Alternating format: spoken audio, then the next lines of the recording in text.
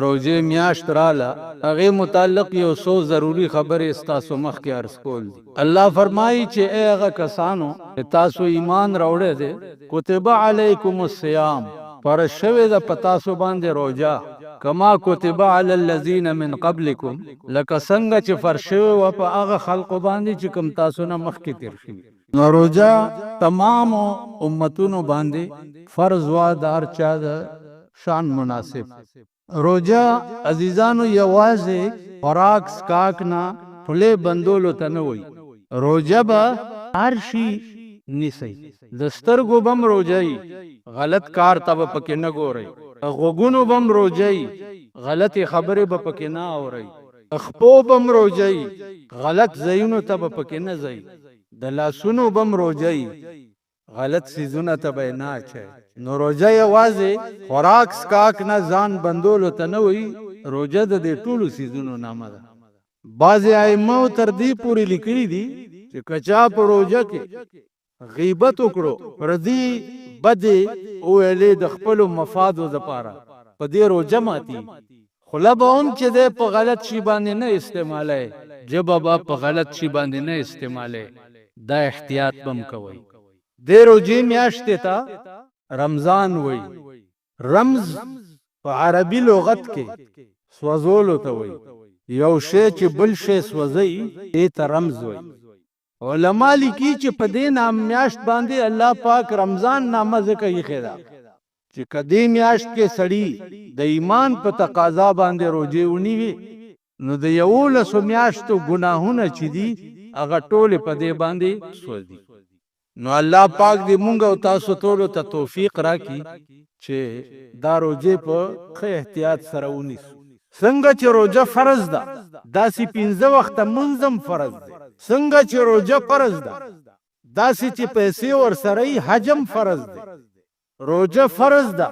داسې چې پیسې ورسره زکات هم فرض دی. روجه فرض ده، داسې چې بل سړی دې ولیدو او د روجه ماتي او د پښمنۍ درکې نه لګي، نو هغې سره امداد هم فرض دی. په یو محله کې یو کور دې پښمنۍ روجه ونیوه، یو کور، الله به پې دا ټوله محله جهنم ته لیږي. که په روجه کې یو غریب روجه ماتی نه او په تا ته پته ولګېده او د هغه روجه ماتې نشته او تا وله د روجه ماتې بندوبست ونه کو، الله به پې ټولو محله جهنم ته بولي. او دې ته نه وایي چې روجه مو نیو او راشي د شپې حافظ پسې ودرېږئ او صاحب حافظ هم چې دی کوزه پاس کېږي او غرډی غرډی غرډی غرډی غرډی غرډی غرډی غرډی څه چل دی ختم وشو، ختمونه نه خلاصېږي. زمونږ بیړه تباه ده. روجه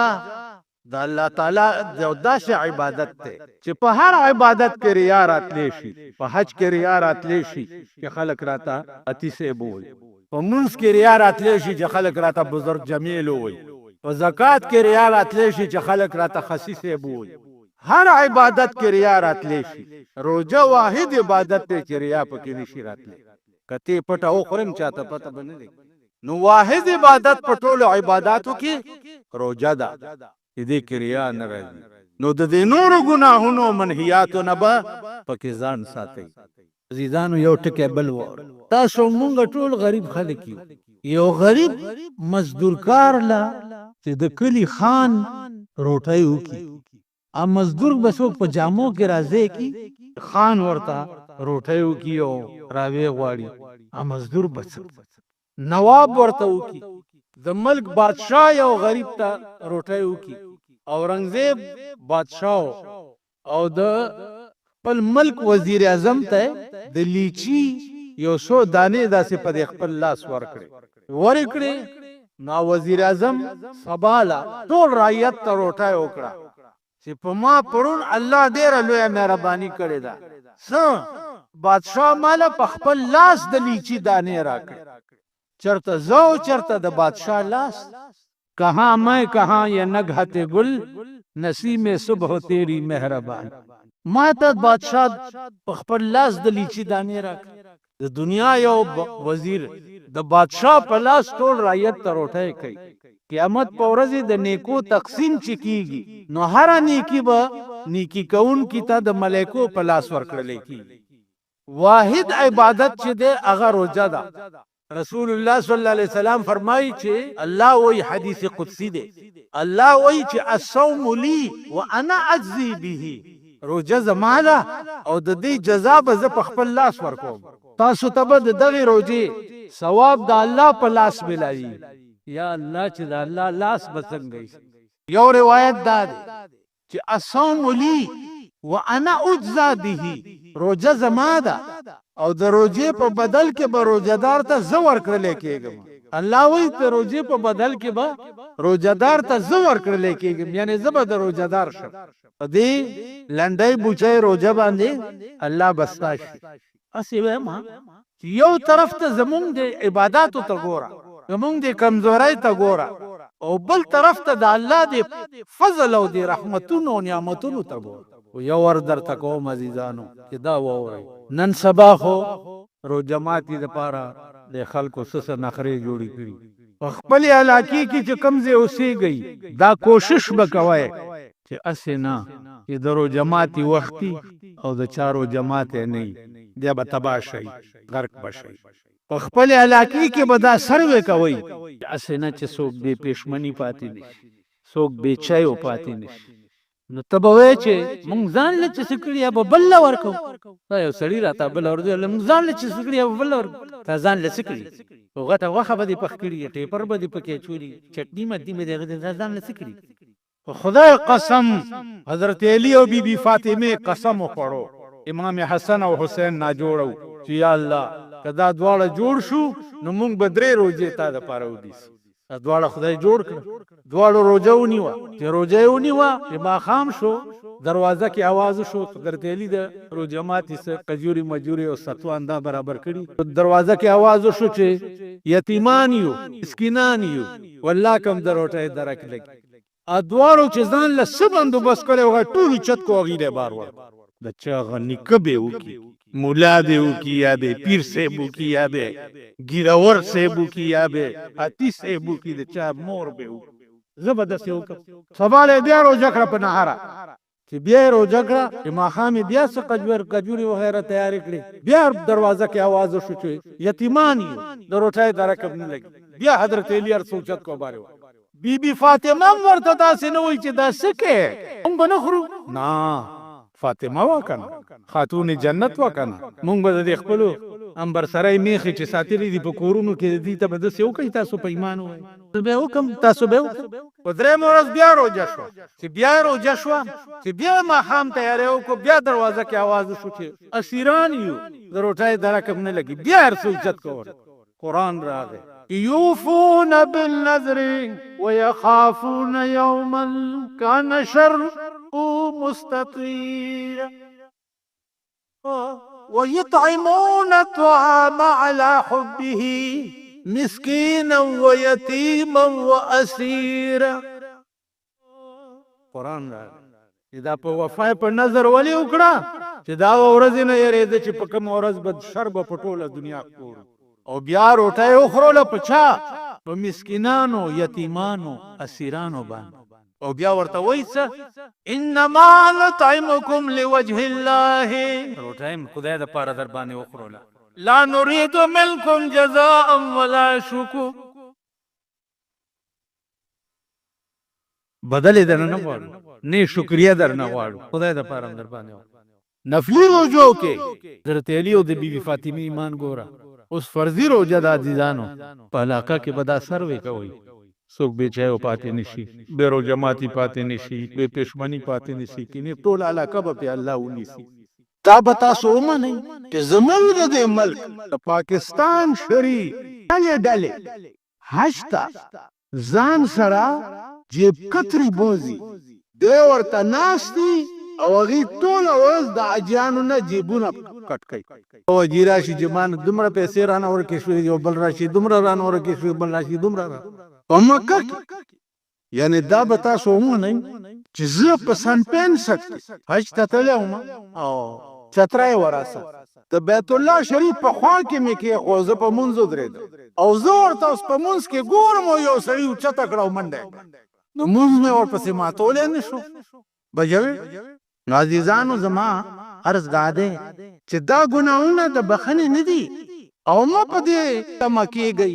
جومات له د یو کجوره راوړه 50 کروړه کجورې ثواب دی او پکوړې دې که راوړې او دومره ثواب دی پکې دا پکوړې میکوړې به ټولې په دې کونه درو منډلې شي جهنم ته به دې روان کړي پکوړو میکوړو خبرې نشته تاسو خیال راکړه د دې حق عمر له بیړه تباه او یو غرور د دې هلکه تاسو د جمعې پر ورځ ښځې نه راپرېږدي که څه چل دی یعنې امیان په 12 بجې راغلي دي او مولیان په 1 بجه راځي جومات دا به هم سبا د جنت ټیکهدار څه علاج به یې کېښوغه موږ ټول غرق هسې دا د جنت پاس ما ستاسو مخکې چې شروع کړی دی شاید چې دا ما غلطي کړې ده موږ ته ګوره او جنت ته ګوره یو د جنت خدای قسم د یو بوټي قیمت که دا ټول پاکستان ستا شي او دا ټول پاکستان ورکې نو د جنت د یو بوټي قیمت به پوره نه کړي وګورئ په سورت رحمان کې ولمن خاف مقام ربه جنتان څوک چې په ګناه قادر شو په ګناه ودرېدی او زړه کې دې وویلې چې وای د دې خو به خدای تپوس کوي او وروسته شوې ګناه باندې دې قدرت راغی او وروسته شو نو الله وایي دې سړي ته به انعامي زه 2 جنته ورکو چې په ګناه قدرت راغی او ګناه نه وروسته شوې انعامي 2 جنته به ورته ورکو په دې جنت کې به ځئ فیهما عینان تجري یو 2 چینې به یې پکې داسې به جاري وي سترګې به په کتو ورته په خوند نه مړي میوې به پکې سي فیهما من کل فاکهة زوجان د هر قسم میوې به په 2 قسمه بیا دلته د خاورو بوجای کې درته تکیا نه نصیب کیږي التبت سے چلی متکئین علی فرش بطائنها من استبرق تکیا به والی وی د جنتیانو په فرشونو باندې تکیا به والی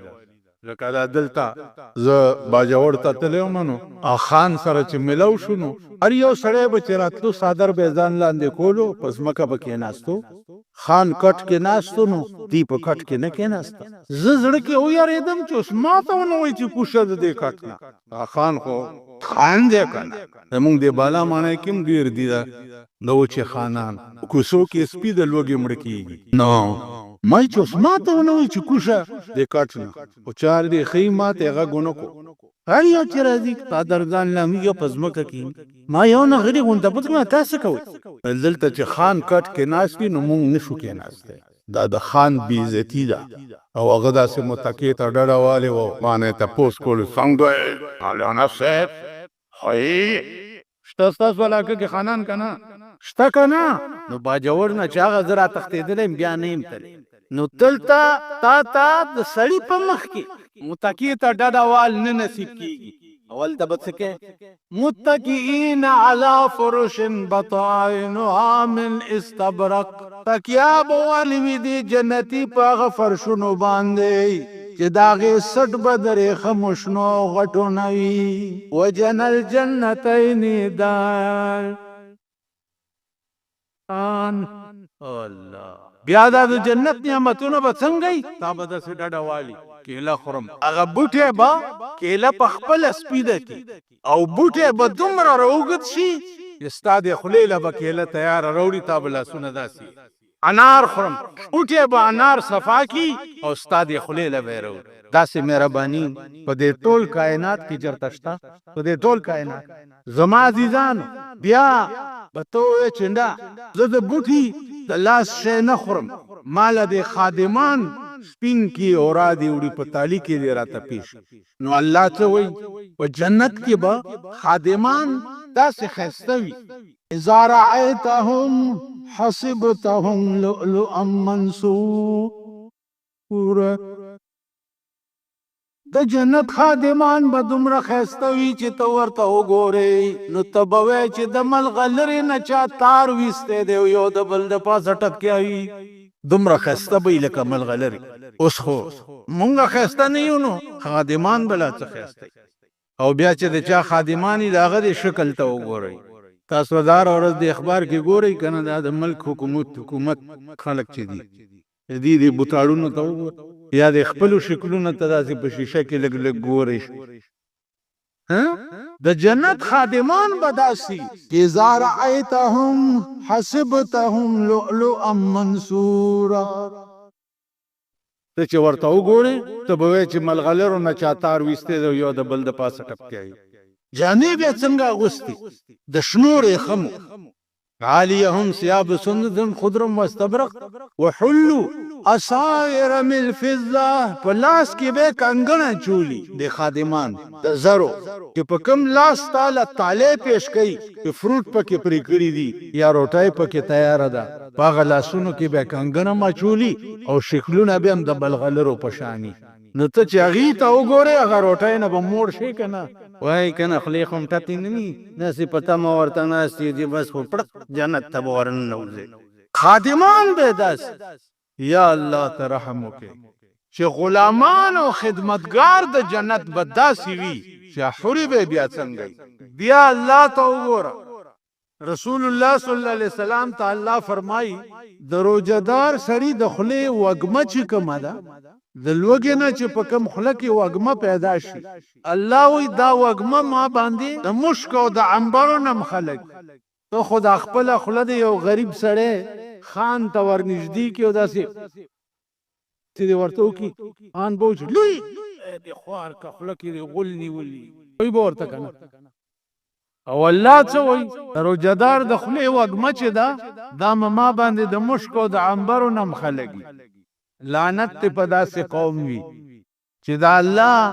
د شفقت ته وګوره الله د رحیمانه او کریمانه نظر ته وګوره دا الله د مهربانو ته وګوره او د انسان د بغاوت ته وګوره د انسان نه لوی باغی دی وخت کې د الله نه بل څوک نشته لوی باغی چې دی هغه انسان په کار خدا و چې دا الله یو مهرباني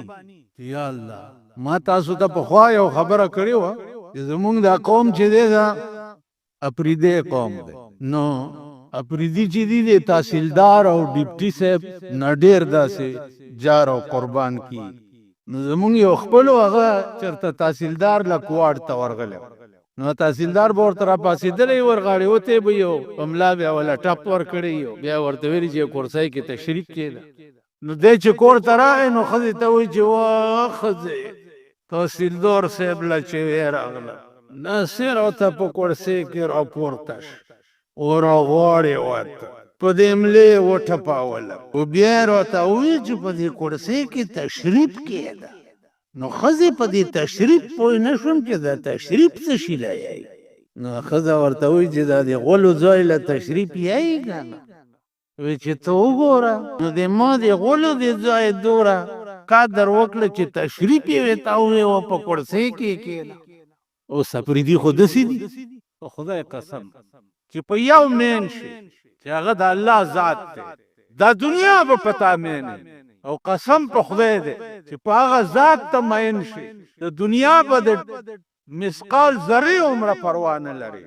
تاسو خیال تاسو ځان ته وګورئ نن د بندګانو څومره تابع د بندګان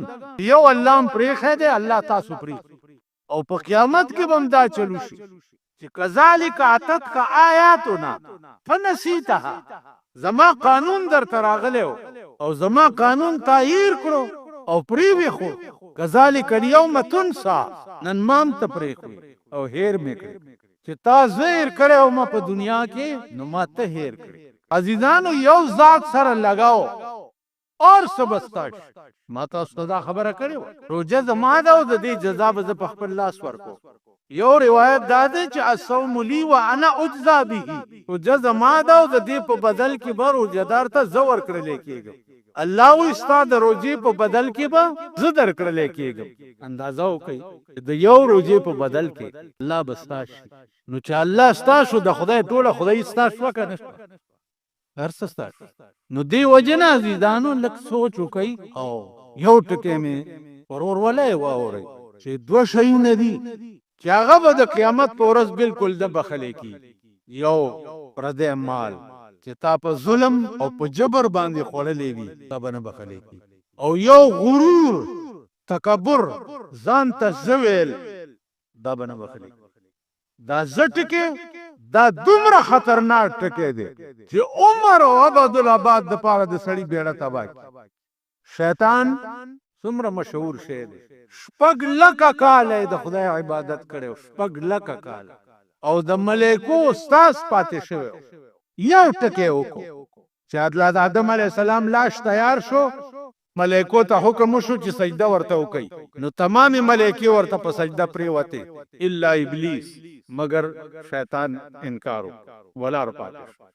الله ته تپوس وکړو چې ما منعک الا تسجد اذ امرتک، ما ته حکم وکړو چې سجده وکړه، تا ولې ونه کړه؟ نو دی ورته په جواب کې وایي چې قال انا ز او دې ته سجده، خلقتنی من نار وخلقته من طین، اور نه پیدا یم چې پاک شه دی او د خټې نه پیدا دی، زه څنګه د ته سجده وکړم؟ خدای وی ښه تا زما په مخ کې دا زه ولې ووایې؟ الله وی زه خو زه یم، بل څوک دی چې زما په مخ کې زه ووایي؟ توبې وباسئ هر وخت. یا الله د خپل گرفت نم ساته، یا الله د خپل قهر او د غضب نم ساته، یا الله مونږ سره د رحم او د کرم معامله کوه.